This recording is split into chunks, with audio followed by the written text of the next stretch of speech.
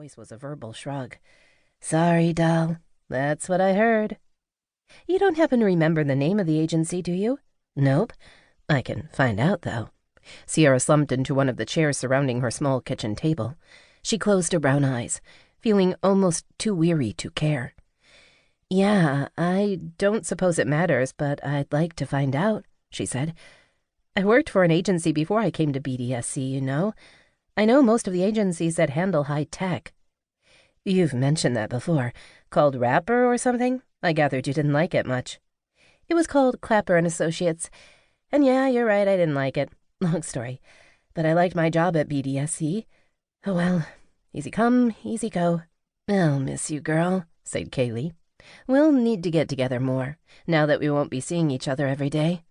"I'll miss you too," Sierra said, feeling a bit awkward. "We can still stay in touch." But she didn't quite believe it. In Sierra's experience, people in Silicon Valley were too busy to make friends outside of work. She knew people with spouses and children, but because they were always working, she wondered how much family life they could possibly be enjoying. "So, have you thought about what you're going to do now?" No, not really. I'm still in a state of shock over the whole thing. Find another job, I suppose." "Well, I'll give you a great reference," Kaylee said. "I thought you did a wonderful job on the XLP 1099 launch, and I enjoy working with you, too. You're a great team player."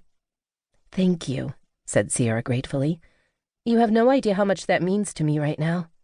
Do you want company? I could bring a bottle of wine and—" "No, thanks, Kaylee, I really appreciate it, but I'd be lousy company right now. I'll be better in the morning, but right now, I'm just kind of beat." "I'll call you tomorrow, then. In the meantime, I'll nose around here and see if I can find anything out."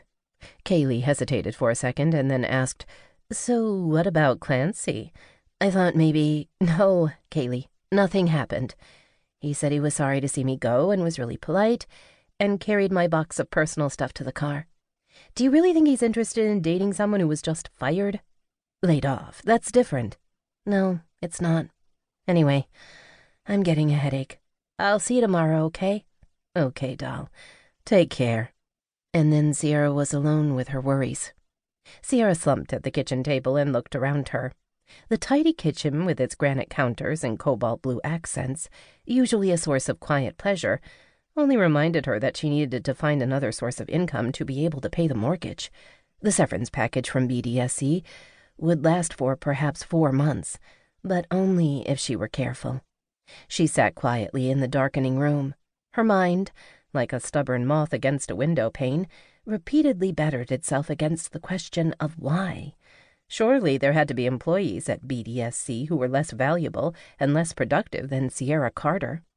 And how had they hired a PR agency without her hearing even a whisper? Nervously, she flexed her long-fingered hands, pale from winter and working indoors, but still a light caramel. In the summertime, her hikes and rambles in the hills baked her skin to coffee with merely a dash of cream. Maybe it really was something personal. She had always wondered where she stood with Jenna Simmons, BDSC's president and CEO. Sierra had been careful to get as much personal publicity for Jenna as she possibly could, knowing the woman's appetite for the limelight. Sierra had been responsible for getting some of Jenna's coverage in the newspapers and on television. Jenna's ubiquitous presence on the internet was largely due to Jenna herself.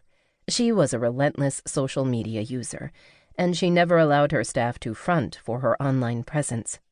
Jenna displayed a beautiful grin and sparkling charm in front of a reporter and a camera.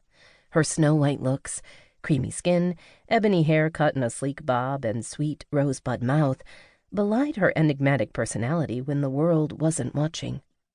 As outgoing and personable as Jenna seemed to the world, her eyes were always cold. They were odd eyes.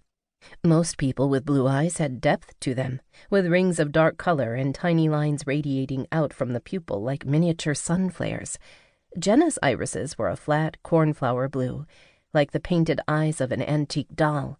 They conveyed no emotion, and Sierra, who was good at reading people, found Jenna impenetrable.